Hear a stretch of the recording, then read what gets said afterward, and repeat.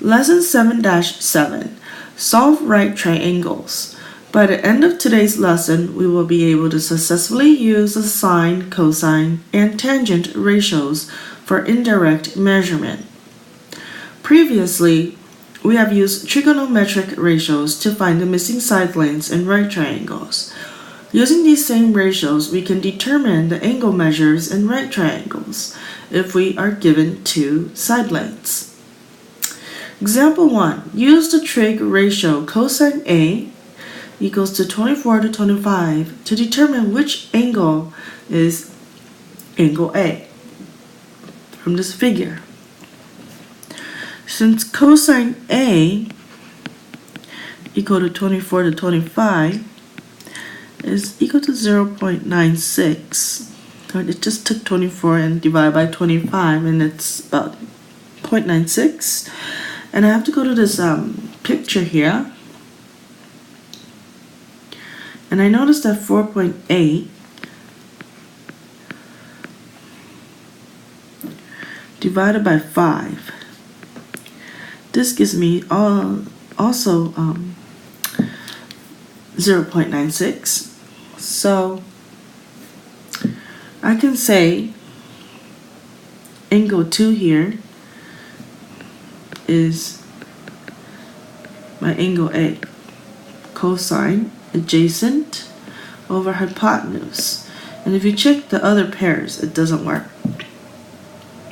And let's look at another one. Use the trig ratio sine A equals to 8 over 17 to determine which angle is angle A.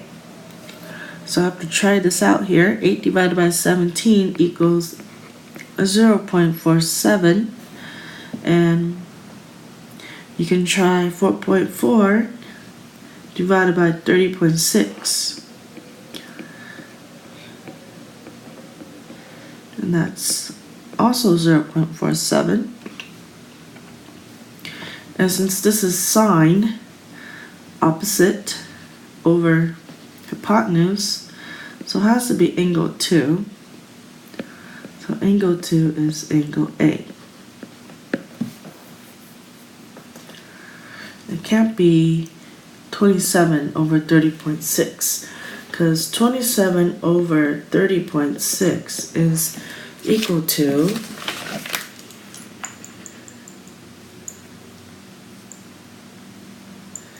0.88. So no. And here we have the inverse trigonometric functions. So if sine A equals to x, then the inverse of sine x will be equal to the measure of angle A. And the same would hold true for cosine and tangent. So for example 3, you have to use your calculator to find each angle measure to the nearest degree.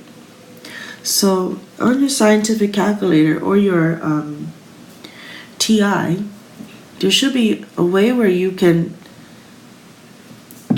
punch in the function, inverse function of cosine, and then you type 0.87 and you should get about 30 degrees. And then the inverse of sine, 0.85, will be about 58 degrees. So I'm going to go ahead and give it a try and your calculator. And for the inverse of tan, 0.71, it would be about 35 degrees. In example 4, we want to find the unknown measures. So I round each angle measure to the nearest degree. So in part A, we want to find the measure of angle R. And we're given the side length of an adjacent side and a hypotenuse. So we can use the inverse cosine. And this would be 5 over 5.7. And this will give you measure angle R. And then you can go ahead and type this function in your calculator and then type 5 over 5.7 and it should give you the measure of angle R, which is about 29 degrees. For part B, and they want you to find measure angle A. and they give you the length of two legs, so I have to use tangent, inverse tangent. So 16 over 20 will refer to measure angle A, and then put this in your calculator. You measure angle A, this will be about 39 degrees. Example 5. A ladder leans against a building. The foot of the ladder is 6 feet from the building, and the ladder reaches a height of 14 feet on the building. To the nearest degree, find the angle that the ladder makes with the ground. So we want to find this degree here. And we're given the length of the legs. So I have to use tangent.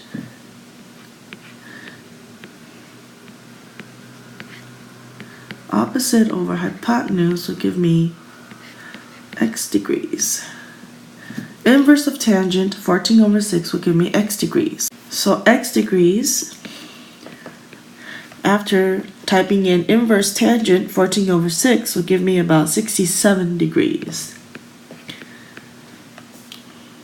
Example 6. You're building a track for a model train. You want the track to incline from the first level to the level 4 inches higher in 96 inches. Is the angle of elevation less than 3 degrees? So again, we need to use inverse tangent.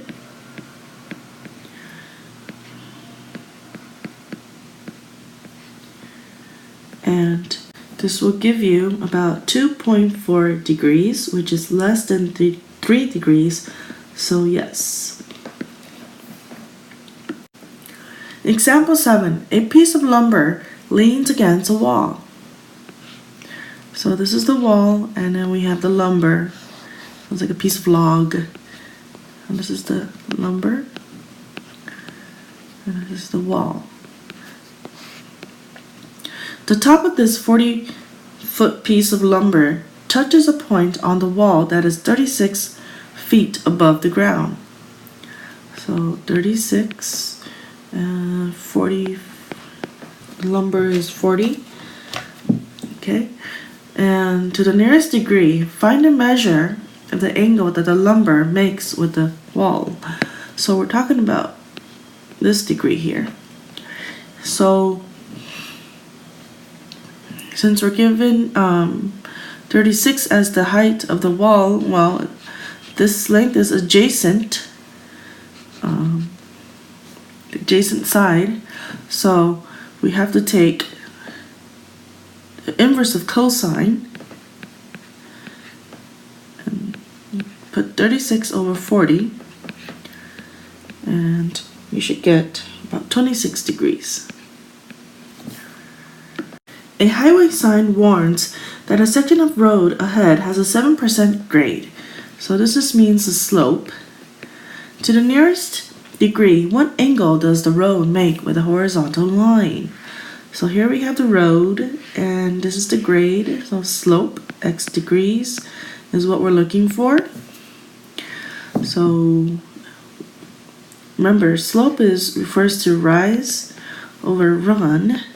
So we can do inverse of tangent, 7 over 100, which is equal to about 4 degrees. Example 9. Baldwin Street in Dunedin, New Zealand is the steepest street in the world.